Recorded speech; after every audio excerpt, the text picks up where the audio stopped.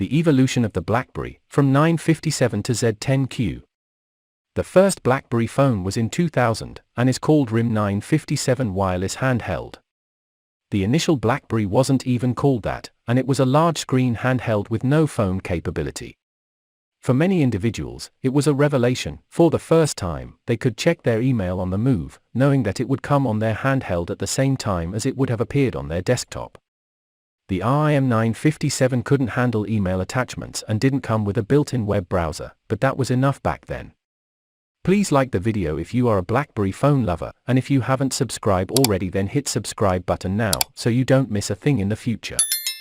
The second phone invented by BlackBerry then was BlackBerry 5810 in 2002, 2 years after the release of RIM 957 Wireless Handheld Mobile. According to our reviewer Bruce Brown, the initial BlackBerry phone was a not-so-comfortable combination. Because RIM had not re-engineered the 5810 to integrate a microphone and speaker, you had to use a headset to make a phone call. Brown had to explain to PC Mag's readers that the 5810 also supported SMS. Two-way SMS is a near-instantaneous mechanism for wireless devices to communicate. It's more popular in Europe, but it's gaining traction in the United States as a powerful business communication tool. In 2003, BlackBerry 7230 was launched. Now we're getting serious.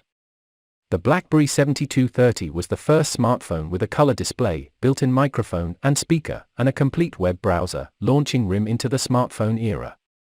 By 2005, the 7230, its variations, and minor updates on several carriers had become popular in American industry. The Crackberry era had begun.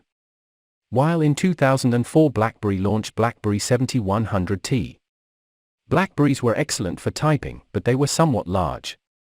That presented the firm with a problem. How could it create a device that was both thinner and still featured the keyboard that BlackBerry customers had come to expect? The SureType keyboard, which inserted 2 letters on each key and employed predictive text software to figure out what you were trying to say, was debuted with the 7100T. SureType scored a home run with the 7100 series, which was the first BlackBerry to truly break through with customers. We saw BlackBerry Pearl 8100. By 2006, consumers were starting to demand fun with their smartphones, and RIM delivered with the spectacularly popular Pearl line. The Pearl took the 7100T SureType keyboard, swapped out the thumb wheel for a trackball, made everything smaller and brighter, and added a camera, music, and video players. No longer a serious phone for serious people, the Pearl was genuinely fun. Then in 2007 BlackBerry Curve 8300 was launched.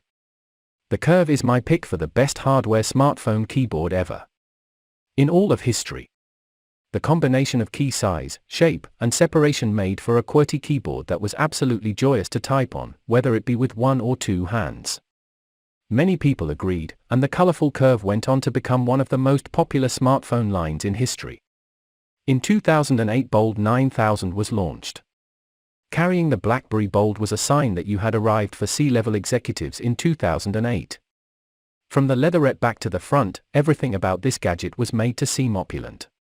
The Bold 9000 was the apex of the classic BlackBerry. It included a high-resolution screen, a fast CPU, and powerful media players.